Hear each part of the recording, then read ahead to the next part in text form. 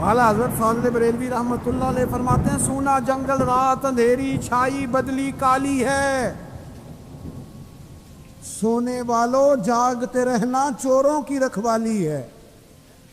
सोने वालों जागते रहना चोरों की। यहाँ तो लोग हमारे अकायद को तबाह कर रहे हैं, सहाबा और अहले बैत के बारे में, हुजूर की निस्बतों के बारे में, और हमें फिक्र नहीं है। इतनी दूर ले जाया जा रहा है, इतना फिक्री इंतशार। नहीं कहा हजरत रबिया बिन काब की वो हदीस तो सारे लोग सुनाते हैं कि वुज़ू कराया करते थे, तो नबी पाक ने फरमाया कुछ मांग ले।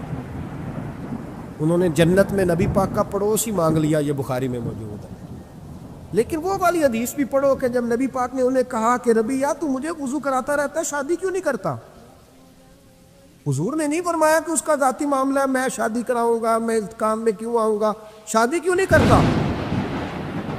उसकी हुजूर कोई कारोबार नहीं, कोई मामला नहीं, कोई रंग रूप नहीं, और आपकी खिदमत से भी रुक जाऊंगा। कहते हैं हुजूर खामोश हो गए। अगले दिन फिर पूछा निकाह क्यों नहीं करते? मैंने कहा हुजूर ना कारोबार है, ना घर है, ना मकान है, ना रंग रूप है, कौन रिश्ता देगा?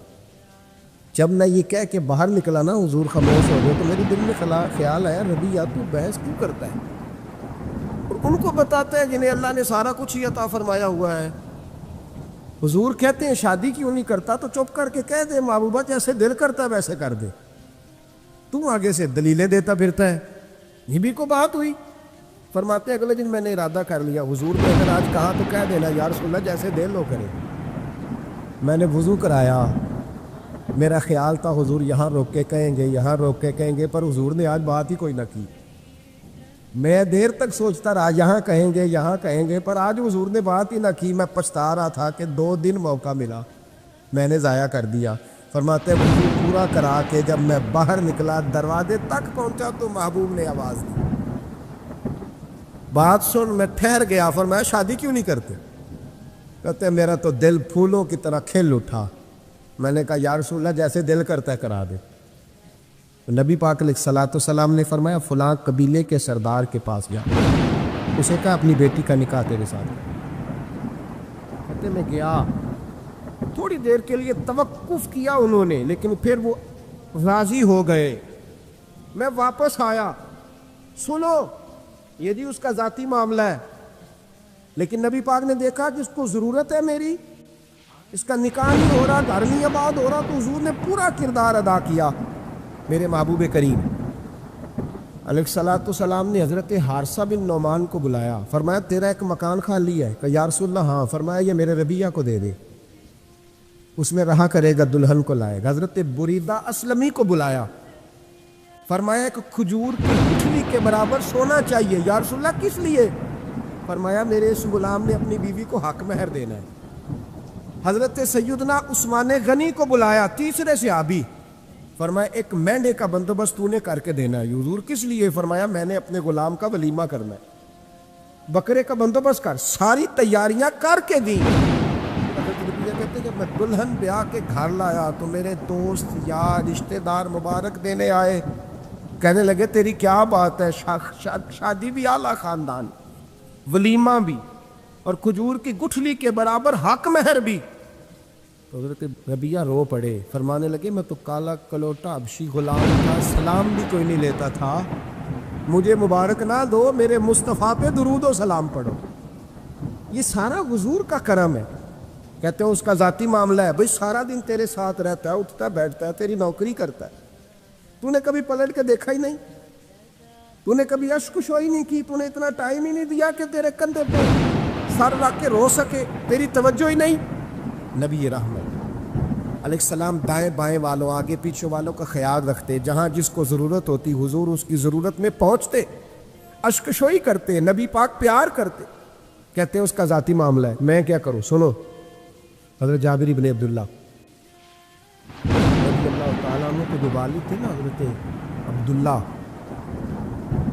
हज़रत अब्दुल्ला बिन अमर रदी अल्लाह ताला अन्हु, वो आला तरीन ओहद के शहीद हैं कि नबी पाक फरमाते हैं रब करीम ने खुद उनसे गुफ्तगू फरमाई है, खुद उनसे गुफ्तगू की अल्लाह तबारक व तआला ने। حضرت جابر بن عبداللہ کے والد عبداللہ بن عمر احد میں شہید ہو گئے، کچھ 6 یا 10 مہینے تھی ان کی، قرضے چڑھ گئے، کاروبار میں نقصان ہو گیا۔ ضروری نہیں کہ کوئی آدمی دھوکے باز ہی ہو تو وہ مقروض ہوتا ہے، یہ ضروری نہیں۔ تلک الایام نداولھا بین الناس، اللہ لوگوں کے دل پھیرتا ہے، حالات تبدیل کرتا ہے۔ اب صحابی پہ کچھ شک کر سکتا ہے؟ لیکن حضرت جابر کہتے ہیں اتنا قرضہ چڑھ گیا کہ ایک ایک بال میرا قرضے میں ڈوب گیا۔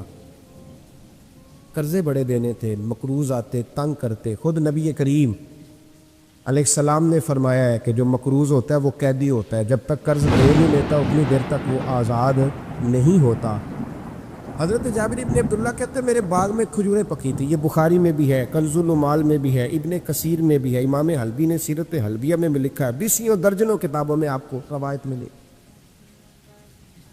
فرمانے لگے کھجوریں جب میری پک کے تیار ہو رہی تھی تو مقروض جب پیسے لینے آتے تو میں کہتا قرضے یہ کھجوریں پکتی ہیں تو دیتا ہوں۔ یہ ہم پنجاب کے لوگ کیا کہا کرتے تھے، ہاڑی سونی جی، یہاں چاول کی فصل پہ، یہاں گندم کے، ہم نے تو کپڑے لیے ہوتے تھے ادھار دکانوں سے کہ فصل پکتی ہے تو پھر دے دیتے ہیں، کہ کھجوریں پکتی ہیں تو دیتا ہوں۔ فرماتے پتہ مجھے کہ کھجوریں زیادہ تھوڑی ہیں اور جن کے پیسے دینے ہیں وہ پیسے، فرماتے ہیں کھجوریں پک گئی، اتاری تو یہ تو 11 گنا بھی اور ہو تب بھی قرضہ نہیں اترتا۔ کہتے ہیں میں نے دوستوں سے، یاروں سے، رشتہ داروں سے، وہ جو کہتے ہیں نہیں کوئی حکم ہوا تو بتانا، پھر جس دن بندہ حکم بتاتا ہے اس دن کہتے ہیں آج سویرے ہی بچہ پیسے لے گیا، لیکن 2 گھنٹے پہلے بتاتا تو تیرا کام، ہنس رہے ہیں آپ بیچ بیچ میں سے، 2 گھنٹے بس لیٹ ہیں آپ، بلکہ کئی تو پونے گھنٹے کا ٹائم دیتے ہیں، کہتے ہیں پونا گھنٹہ پہلے تو آ جاتا تو تیرا کام بس۔ اور جب بھی آپ فون کرو سے اگلی دفعہ کرے تو پھر شاید آدھے گھنٹے کا ٹائم دے دیں کہ آدھا گھنٹہ ہو گیا تو لیٹ ہو گیا، ورنہ کام بالکل تیار تھا۔ اور ہمارے زمانے میں تو دوستی قائم رکھنی ہے تو صرف اس سے رہ سکتی ہے جسے آپ کام نہ بتائیں، حالانکہ اس دوست کا کیا مطلب، دنیا تے جو کام نہ آیا اوکھے سوکھے ویلے، اس بے فیضے سنگی کولوں بہتر یار اکیلے، کیا مطلب ہے؟ کام بتایا تو رفو چکر ہو گیا، مانا کیا ہوا اس بات؟ میرے رسول کائنات علیہ السلام کے صحابی کہتے ہیں سب سے کہا پر کسی نے نہ سنی، جب میں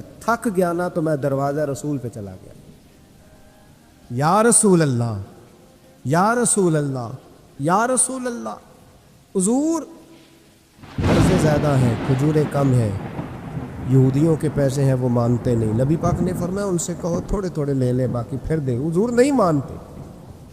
حضور کہہ سکتے تھے سلمان جاؤ بات کر کے آؤ، جاؤ بلال، صہیب جاؤ، کون جاتا ہے مقروضوں کی سفارش کرنے؟ کہتا ہے بھائی میں نہیں بیچ میں آؤں گا، اتنے پیسے اوہ ہو، میں اپنے موبائل فون بند کر جاتے، کو پوچھے نہ۔ لیکن نبی کریم علیہ السلام نے فرمایا سنو، خود رسول پاک، خود نبی پاک، حضور نے فرمایا چل میں تیرے ساتھ چلتا ہوں، چل میں تیرے ساتھ چلتا ہوں، مقروض کے ساتھ، امیر کے ساتھ نہیں، اس کے ساتھ نہیں جس نے پیسے لینے ہیں، بلکہ حضور مقروض کے ساتھ، گرے ہوئے کے ساتھ چلے، چل میں چلتا ہوں۔ یہودی تک گئے، فرمایا کچھ لے لے، یہ بیچارہ دھوکے باز نہیں الجھ گیا ہے، غربت، کچھ لے لے باقی پھر دے دیں گے۔ کہنے لگا سارے ہی لینے ہیں۔ جب اس نے بات نہ مانی تو پھر یہ اللہ کے رسول اعلیٰ حضرت فرماتے ہیں میرے کریم سے گر قطرہ کسی نے مانگا، دریا بہا دیے، دوربے بہا دیے۔ یہ دوربے کیا ہوتے ہیں؟ یہ مجھے پوچھا تھوڑے دن پہلے ایک شخص نے، آپ سنتے رہتے ہیں نا شعرات و ترجمہ پوچھتے ہی نہیں نا، کبھی پوچھ لیا کریں کہ اس کا معنی کیا ہے، کبھی پرچی لکھ لیا کریں تاکہ کوئی جب آپ سے پوچھے تو یہ دوربے کیا ہے؟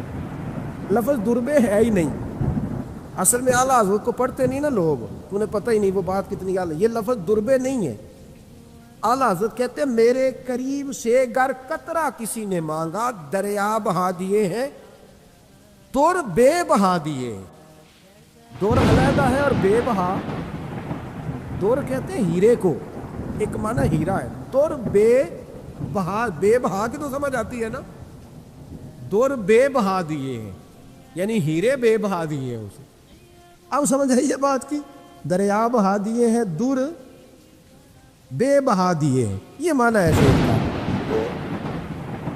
جب وہ نانا مانا یہودی تو نبی کریم علیہ الصلوۃ والسلام فرمانے لگے نہیں تو پھر پورے لینے ہیں، کہنے لگا جی پورے لینے ہیں۔ حضور فرمانے لگے کل آ جانا، سارے دے دیں گے، پورے پیسے تیرے ملیں گے، تو آ جانا۔ حضرت جابر ابن عبداللہ کو حضور نے فرمایا کھجوریں اتار کے نا تو اپنے باغ میں ڈھیر لگا اور میں آیا۔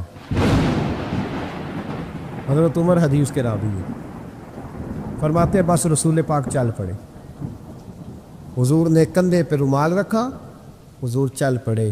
کوئی چٹائی نہیں بچھائی، حضرت جابر کہتے ہیں، کوئی صوفہ نہیں رکھا، وہ پھولوں کے ہار نہیں۔ حضور آئے، 2-3 چکر میرے باغ کے لگائے اور کھجوروں کے ڈھیر کے پاس بیٹھ گئے۔ فرمایا بلا جس کے پیسے دینے، بلا، اب تنگی یہ داماں پہ نہ جا، اور بھی کچھ مانگ، بلا۔ فرماتے بندے کو بلایا، حضور نے فرمایا کتنے پیسے؟ حضور اتنے درہم دینار ہے۔ فرمایا کھجوریں تولتا جا اور دیتا جا۔ فرماتے میں دیتا گیا، میں نے کہا حضور اس کے پیسے پورے ہو گئے۔ حضور مسکرا کے فرمانے لگے چل 4-5 کلو کھجوریں اضافی دے دے، کوئی عرض نہیں۔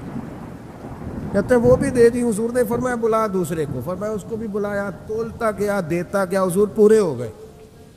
نبی کریم علیہ الصلوۃ والسلام نے فرمایا چل 4-5 کلو کھجوریں زیادہ دے دے۔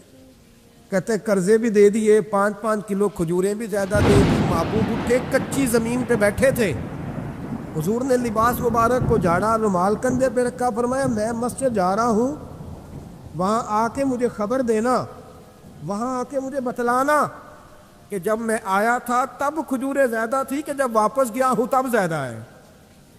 وہاں مجھے آ کے اطلاع دینی ہے، بتانا ہے مجھے، وہاں آ کے میں جا رہا ہوں، مجھے بتانا ذرا وہاں آ کے۔ حضرت جابر ابن عبداللہ کہتے ہیں میں نے کھجوریں تولی، میں تھک گیا، میں تھک گیا، ڈھیر تو چھوٹا تھا پر وزن ہی بڑا نکلا۔ کہتے ہیں میں تھک گیا، جتنی دی تھی نا اس سے زیادہ تول کے باقی پڑی رہنے دی۔ میں مسجد میں گیا، ذرا لفظ سننا حدیث کا، کہتے ہیں مسجد میں گیا، جا کے عرض کی یا رسول اللہ میں تول آیا ہوں، جب آپ آئے تھے تھوڑی تھی اور جب واپس آئے ہیں تو کئی گنا بڑھ گئی ہے۔ حضور نے پتہ کیا فرمایا؟ فرمایا یہ بات نا جو تو نے مجھے بتائی ہے، یہ بات ذرا میرے عمر فاروق کو بھی بتا، عمر بڑا راضی ہوگا، عمر کو بھی بتلا یہ بات۔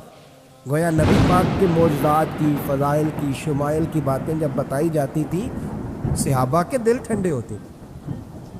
عمر کو بھی بتا، عمر راضی ہوں گے۔ جناب جابر ابن عبداللہ رضی اللہ تعالیٰ عنہ فرماتے ہیں میں حضرت عمر کے پاس گیا، میں نے کہا عمر میری یہ رائے تھی کہ جتنی میری کھجوریں ہیں 11 گنا اور بھی اتنی ہو تو پھر بھی قرضہ نہیں اترتا، لیکن سارے قرضے بھی اترے، 5-5 کلو کھجوریں بھی زیادہ دے دی اور پہلے سے زیادہ کھجوریں پڑی ہیں۔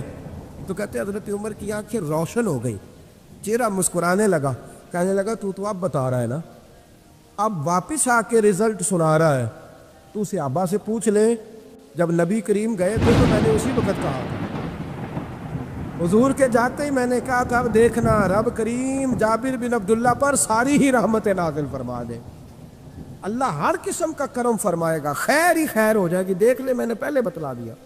میرے نبی پاک سلام چھوٹی چھوٹی باتوں کا خیال رکھ، چھوٹی چھوٹی چیزوں پر توجہ دیتے، خیال کرتے کس کو کس وقت کس چیز کی کہاں حاجت ہے، اس کی وہ حاجت پوری کی جاتی، اس کا دھیان رکھا جاتا۔ حضرت جابر خود فرماتے، یہ مسلم کے لفظ ہے، فرماتے ایک دفعہ میں حضور کے ساتھ جہاد پہ گیا تھا، میرا اونٹ کمزور تھا، میں پیچھے رہ گیا۔ ہمارے یہاں شرط لگتی ہے نا، اللہ تعالیٰ خیر فرمائے، ایک بھائی گاڑی خریدتا ہے پھر دوسرا چاہے زیور بیچے اس نے بھی خریدنی ہوتی ہے، ورنہ گھر میں گھسنے کی اجازت نہیں ملتی، بہت سارے خرچے۔ یہ جو جوائنٹ فیملی سسٹم ہے نا، اکٹھے جو ہاں بھائی رہتے ہیں 3 4 5 6، اس کے بہت سارے خرچے ضد کی وجہ سے بڑھ جاتے ہیں، اس نے کیا ہے تو لہذا میں نے بھی، ہوتا ہے نا جی ایسے، تو پھر اس ضد میں کوئی پیچھے پلٹ کے نہیں دیکھتا کہ چلو جو پیچھے رہ گیا اس کا بھی ہاتھ پکڑے ساتھ آ جائے، دوڑتے رہتے، اس میں بیچارے کئی تھک جاتے ہیں، کئیوں کے پیر دوڑ دوڑ کے سوج جاتے ہیں، بڑے مسئلے بنتے ہیں، لیکن پیچھے پلٹنے کو کوئی تیار ہے؟ اس دوڑ نے ہمیں تھکا کے رکھ دیا۔ مسلم میں ہے، جناب جابر ابن عبداللہ کہتے ہیں حضور کے ساتھ میں جہاد پہ گیا، واپس آ رہا تھا، میرا اونٹ کمزور تھا، بوڑھا تھا، بیمار تھا، سب لوگ آگے گزر گئے، میں پیچھے رہ گیا، کچھ میں پریشان رہتا تھا غربت سے، تو میں مایوس بھی تھا، ذرا پیچھے رہ گیا، پریشان تھا۔ فرماتے ہیں نبی پاک نے 2-3 دفعہ پلٹ کے دیکھا، ادھر دیکھو. میں نے اپنی زندگی میں بڑے لوگ دیکھے ہیں، وہ امیروں میں چلے گئے، پیچھے پلٹ کے انہوں نے غریبوں کو کبھی نہیں دیکھا کہ وہ ایک دوست ہوتا تھا ہمارا جو ماڑا ہے، غریب ہے، پلٹ کے نہیں دیکھا. کہتے ہیں نبی کریم علیہ الصلاۃ والسلام نہ آگے گئے، سب سے آگے. حضور نے 2-4-5 دفعہ نہ پیچھے پلٹ کے دیکھا. جابر ابن عبداللہ کہتے ہیں جب میں نظر نہ آیا تو میرے محبوب کا انداز کریمانہ دیکھیں، حضور اعلانیہ فرمانے لگے، بھئی مجھے جابر نہیں نظر آ رہا. بے خبر ہو جو غلاموں سے، واقعہ کیا ہے؟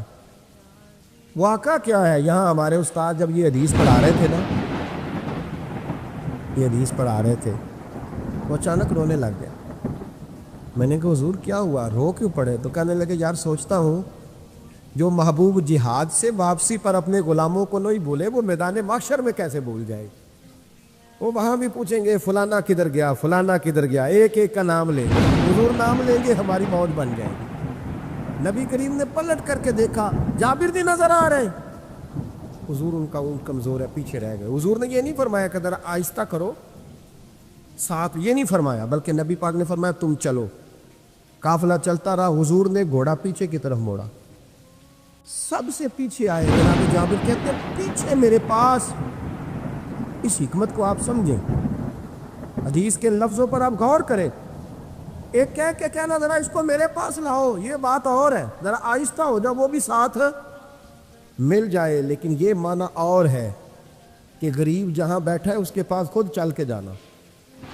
حضور خود پلٹ کے پیچھے آئے اور فرماتے میں جو کہ پریشان تھا تو محبوب میری طرف دیکھ کے فرمانے لگے اس کو دوڑاتا کیوں نہیں، پیچھے کیوں رہ گیا؟ تو کہتے ہیں مایوس بندہ، پریشان بندہ کبھی کبھی وہ اس طرح بولتا ہے کہ جیسے کڑ رہا ہے، تھوڑا سا نا سخت ترش باتیں بھی کرتا ہے. کہتے ہیں میں نے اس عالم میں نا، میں نے کہا حضور اس قابل ہوتا تو اس سب کے ساتھ مل نہ جاتا.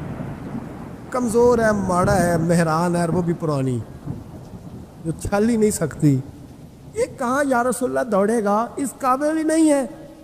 حضور اس قابل ہوتا تو قافلے کے ساتھ نہ ہوتا. کہتے ہیں حضور نے میری طرف توجہ فرمائی، میں باتیں کر رہا تھا اپنے اندر کی پریشانی کی تو حضور مسکراتے جا رہے ہیں. حضور کے ہاتھ میں چھڑی تھی، فرمانے لگے ایسے ہی تو باتیں کر رہا ہے. نبی پاک نے اونٹ کی پشت پہ چھڑی لگائی اور فرمایا تو دوڑتا کیوں نہیں؟ بڑے ہلکے سے مسکرا، اوے تو دوڑتا کیوں نہیں؟ تو جناب جابر ابن عبداللہ کہتے ہیں جو سب سے پیچھے تھا نا وہ سب سے آگے نکل گیا. دوڑتا گیا، دوڑتا. فرماتے ہیں میرا چہرہ بھی عجیب سا، لوگ میرے انداز دیکھیں کہ یہ کیسے آگے نکل گئے، کیسے، کبھی نہ سوچ یہ کیسے نکل گیا، بس سمجھ لے آگے وہی نکلا ہے جسے مصطفیٰ کی تھپکی مل گئی ہے. تو یہ نہ کہ سیاست کر گیا، چلاکی کر گیا، بس تھپکی مل گئی تو بات بن گئی. کہتے ہیں میں نکل گیا آگے، حضور کی تھپکی جو ملی تھی. حضرت جابر ابن عبداللہ کہتے ہیں حضور گھوڑا دوڑا کے میرے پاس آئے، خود حضور نے میرا اونٹ تیز کرایا نبی پاک کی برکت سے. تو قریب آ کے فرمانے لگے ٹھہر جا یار، ہم بھی تیرے قافلے میں، ہمیں بھی ساتھ لے لے. فرماتے اب تو میں رو ہی پڑا کہ خود بھیک دے، خود ہی کہے منگتے کا بھلا ہو، ٹھہر جا یار ہمیں بھی ساتھ لے لے. جناب جابر ابن عبداللہ رضی اللہ تعالیٰ عنہ فرماتے ہیں کہ جگہ پڑاؤ کیا، رکے، ٹھہرے کھانے پینے کو، نماز پڑھنے. نبی کریم نے مجھے بلایا، میں حاضر ہوا تو کہا یا رسول اللہ حضور حکم.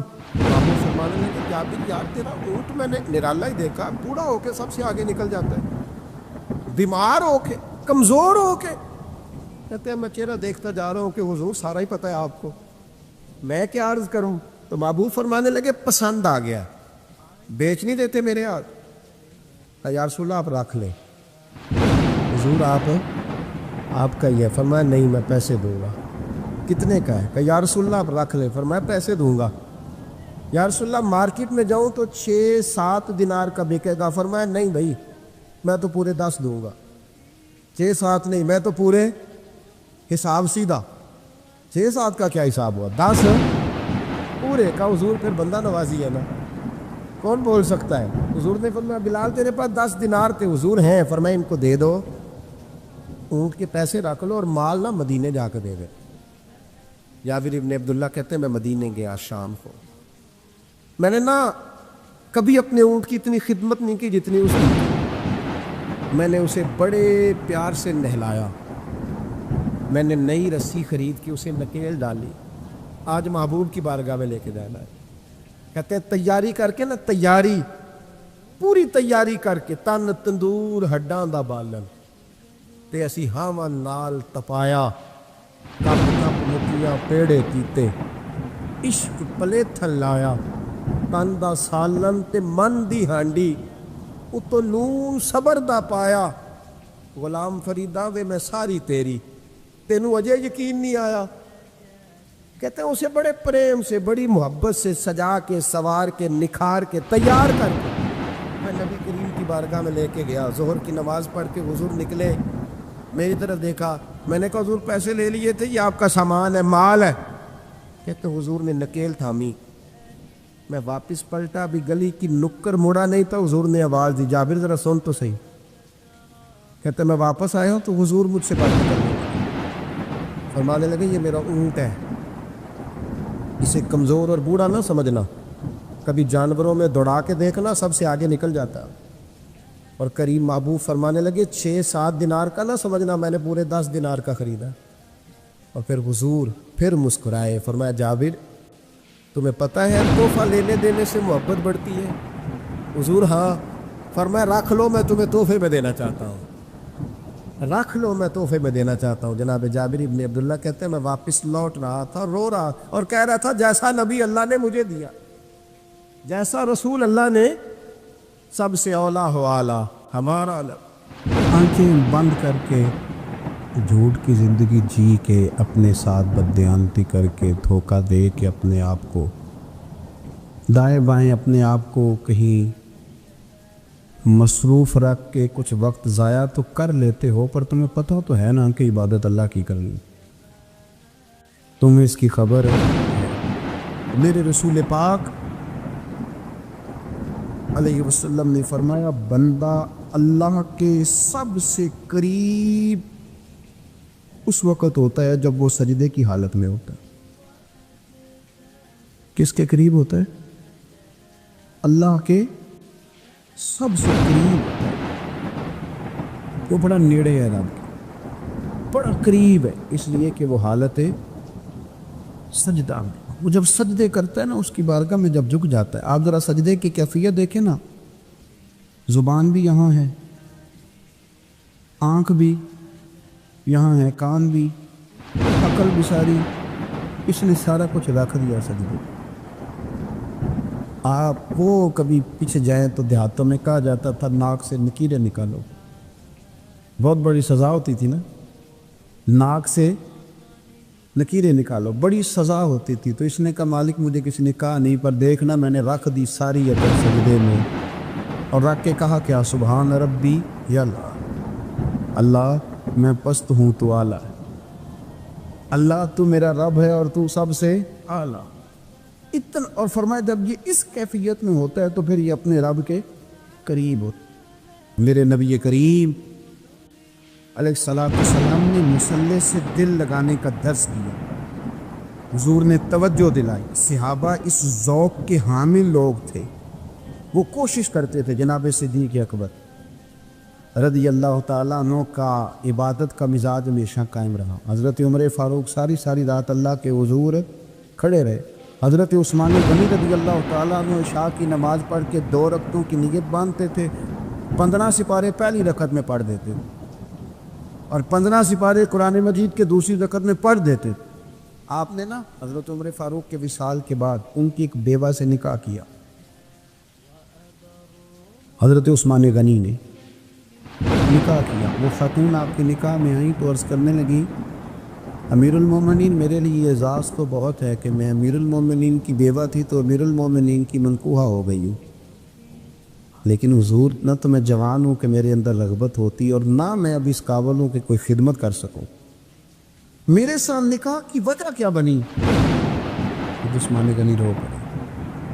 فرمانے لگے میں نے عمر فاروق کو مسجد میں اپنے رب سے ڈرتے ہوئے دیکھا، میں نے اسے روتے ہوئے دیکھا، عدل کرتے دیکھا، انصاف کرتے دیکھا، امت کی خیر خواہی کرتے دیکھا. تمہارے ساتھ نکاح اس لیے کیا ہے کہ تم مجھے یہ بتاؤ کہ عمر فاروق گھر کے اندر اپنے رب کو کیسے راضی کرتے، گھر کے اندر کیسے راضی کرتے تھے، وہ طریقے بتلاؤ، تم بتاتی جانا اور میں بھی اسی طرح گھر میں عبادت کروں۔ جس گھر میں اللہ کا ذکر ہوتا ہے وہ گھر زندوں کا ہے، اور جس گھر میں رب کریم کا ذکر نہیں ہوتا وہ گھر زندوں کا نہیں ہے۔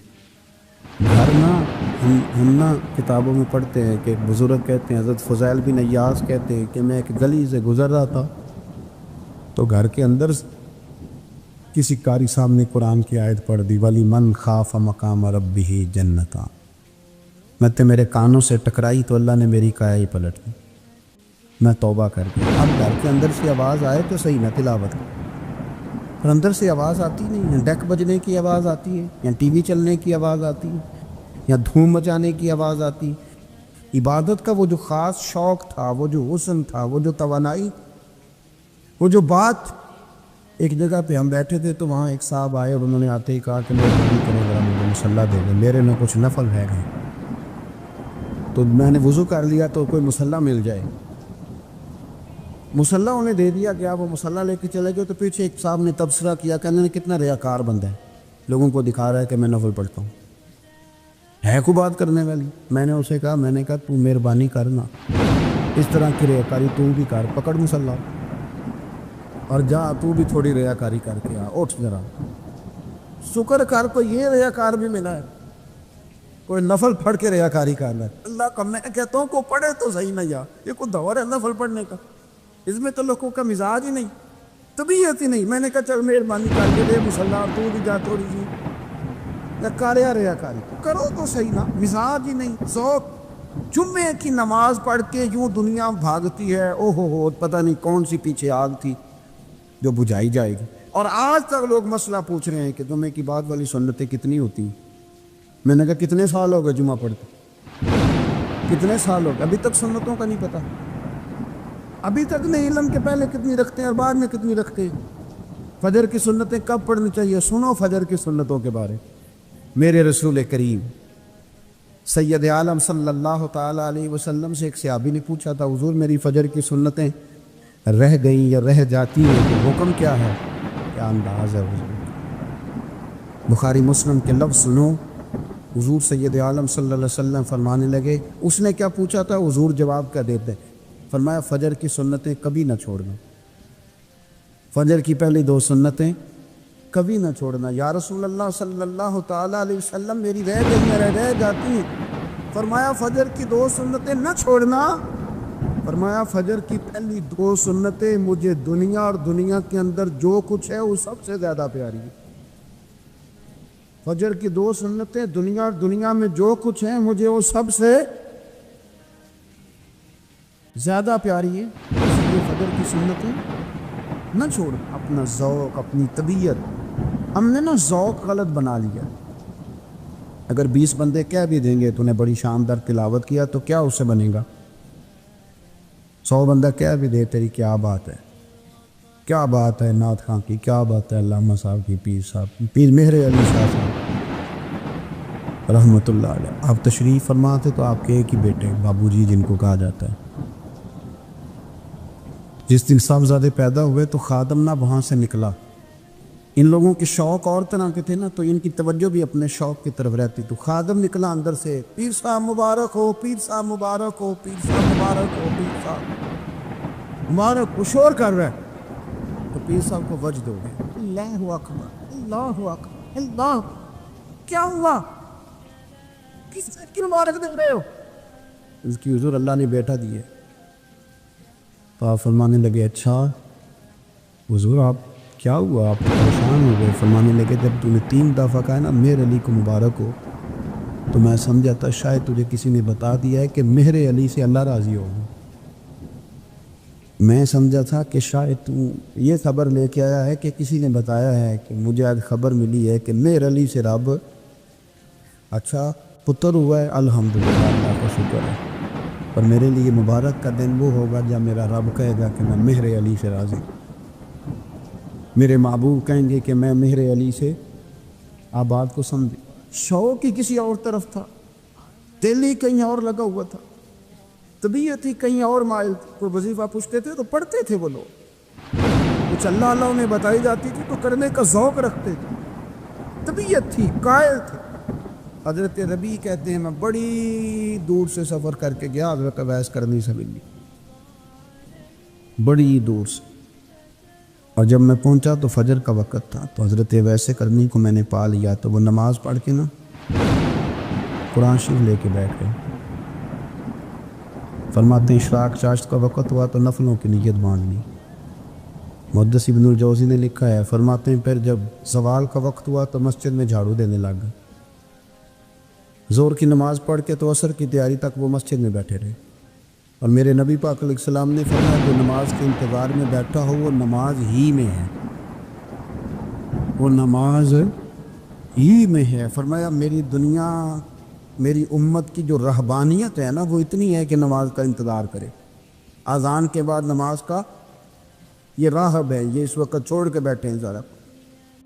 فرماتے ہیں عصر تک انہوں نے اللہ اللہ کی, پھر مغرب تک کی, عشاء کی نماز ہوئی تو نماز پڑھی تو وہ تھک گئے. اب مجھے وہ فارغ ہوں مصلی چھوڑے تو میں ملاقات کروں نا, کہ آپ حیران نہ ہو کہ اتنی دیر بندہ کیسے اللہ اللہ کر. ہم نے کی نہیں نا اس لیے ہم پریشان ہیں. جو عادی ہوتے ہیں وہ کر بھی لیتے ہیں. وہ یہ کام, میری بات کو سمجھ آ رہے ہیں؟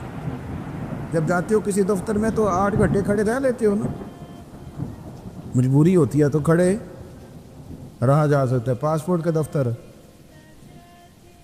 بولیے امیگریشن کی لائنوں میں, اور میں نے تو ایمبیسیوں میں بندے 12 گھنٹے پہلے جا کے کھڑے تھے, رہ لیتے ہیں کھڑے.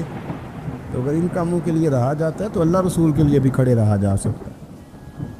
تو فرمانے لگے کہ جب عشاء کی نماز کے بعد آخر انسان تھے, تھک گئے, نیند کا غلبہ ہوا تو تھوڑی ایسے آنکھ بند ہوئی تو کھلی تو رونے لگے. حضرت ویسے کر دیا, رو کے کہنے لگے مالک مجھے غافل تو نہ کر, ابھی میں نے کیا بھی کچھ نہیں, دن ختم ہو گیا, کوئی نفل نہیں, کوئی اللہ اللہ نہیں, اللہ مجھے غافل نہ کر, میری مدد فرما. فرماتے ہیں جب وہ روئے تو میرے ساتھ جو شخص تھا میں نے کہا اٹھو چلیں. کہنے لگا حضور ملا نہیں. فرمایا جو میں لینے آیا تھا وہ مجھے مل گیا ہے, جو میں ان سے سیکھنے آیا تھا وہ مجھے نصیب ہو گیا. اب اور میں نے کیا لے, ختم ہو گئی بات, اٹھو چلیں. اللہ کے بندوں نے حضرت ربیعہ بن کعب اسلمی رضی اللہ تعالیٰ عنہ فرماتے ہیں, کہتے ہیں جب بنو قریظہ اور بنو نذیر یہودیوں کے ساتھ حضور علیہ السلام نے جنگ کا اعلان فرمایا تو وہ دشمن ہو گئے. ہمیں خطرہ تھا کہ وہ رات کو کہیں محبوب کو تکلیف نہ دے, تو کچھ لوگ نا تلواریں لے کے نبی پاک کے دروازے پہ پہرے داری کرتے تھے. گن مین رکھنا حرام نہیں, اگر کسی کو واقعی خطرہ ہو تو اس کے لیے سنت بھی ہے. حضرت علی المرتضیٰ تلوار لے کے حضور کے گھر کا پہرا دیتے تھے.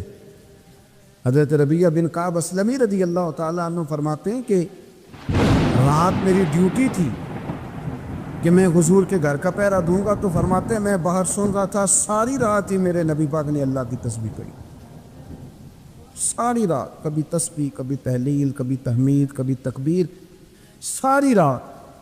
فرماتے ہیں ساری رات حضور پڑھتے رہے اور ساری رات ہی میں سنتا رہا. مجھے اونگ آ گئی, میری آنکھ لگ گئی, حضور ابھی پڑھ رہے, میں تھک کے سو گیا. اور فرماتے ہیں جب میری آنکھ دوبارہ سے کھلی تو میرے کانوں میں پھر کوئی چیز گونجی, تو میں نے کان لگایا تو میرے حبیب ابھی بھی اللہ کو یاد کر رہے. ساری رات حضور رب کی عبادت کرتے. اسی لیے تو کہا یا ایھا المزمل قم اللیل الا قلیلا, حبیب ساری رات تو نہ جاگا, تھوڑا آرام بھی کر لیے گا. میرے بھائی اپنا مصلی, اپنی عبادات, اپنے وظائف, اللہ اللہ جو آپ نے کسی سے سیکھی ہے اس کو کبھی کمزور نہ ہونے دیں. شجرہ شریف جو کسی بزرگ سے آپ لے لیتے ہیں تو کیا رسم ہے کوئی, اس پہ کچھ لکھا ہوتا ہے, وہ پڑھنے کے لیے دیا جاتا ہے. اس پہ لکھا ہوتا ہے کہ یہ اللہ اللہ آپ نے کرنی ہے. انسان پر اگر کوئی شخص نیکی کر دیتا ہے, احسان کر دیتا ہے, تو انسان اس کے سامنے پھر گردن نہیں اٹھا سکتا. یار یہ میرے مشکل وقت کا دوست ہے, اس نے میرے سامنے کی, کبھی بھی گردن نہیں اٹھائے گا, جھکا کے رکھے گا. تو اگر عام کوئی نیکی کر دے تو اس کے سامنے انسان کبھی گردن نہیں اٹھاتا. تو جو رب ساری نعمتیں عطا فرمائے, جو کہے کہ تیری تخلیق میں نے کی، تجھ سے پہلوں کو بھی پیدا میں نے کیا، تیرے لیے زمین کا بچھونا بھی میں نے بچھایا، آسمان کی چھت بھی میں نے لگائی، تیرے لیے زمین سے ساری اناج کو، پھل کو، کھیتیوں کو نکالا بھی تیرے لیے۔ اب تو اس طرح کر کہ تو میری عبادت کر، تو میری بارگاہ میں جھک جا۔ بہت سارے نشے لوگوں کو لگے ہوئے ہیں۔ ہر آدمی کوئی نہ کوئی نشہ کرتا ہے، کوئی دولت کا کرتا ہے، کوئی شہرت کا کرتا ہے، کوئی اپنی تعریف کا نشہ کرتا ہے، 2-4 لوگوں سے تعریف سن کے مطمئن ہو جاتا ہے۔ ناراض تو نہیں ہو گیا اس جملے سے؟ آپ کرتے ہیں لوگ دولت کا نشہ، یہ جب نقصان ہوتا ہے تو بندے بیمار نہیں ہو جاتے؟ پیسے ڈوب جاتے ہیں تو لوگ بیمار نہیں ہو جاتے؟ تو اس کا مطلب یہ ہوتا ہے کہ نشہ ٹوٹ گیا ہے۔ اب بہک ہوئے ہیں نا تھوڑے سے تو کانپتے ہیں، تڑپتے ہیں، پریشان۔ نشئی اسی طرح ہی کرتا ہے نا، نہیں ملتا تو پریشان ہوتا ہے۔ یہ سارے نشے ہیں، مختلف قسم کا نشہ۔ ہم مانتے نہیں اس بات کو، تسلیم نہیں کرتے، کیونکہ تسلیم کرنا بڑا مشکل کام ہے۔ اس کے لیے تو بڑی ساری چیزیں جو ہے وہ دبوچ کے اور بڑی سارے رستے پھلانگ کے آنا پڑتا ہے، تو بڑا مشکل ہے ماننا، ورنہ کرتے ہیں ہم، ہمارا مزاج ہے۔ یہ گھومنے پھرنے کا، دنیا دیکھنے کا بھی ایک نشہ ہے، یہ بہت ساری باتیں کرنے کا بھی ایک نشہ ہے، گپ شپ کا بھی ایک نشہ ہے۔ 2-4 لوگوں کی جب تک پگڑیاں نہ کھول لیں، بعض لوگوں کو نیند نہیں آتی۔ یہ غیبت کا، چغلی کا، بددیانتی کا، یہ بھی ایک نشہ ہے۔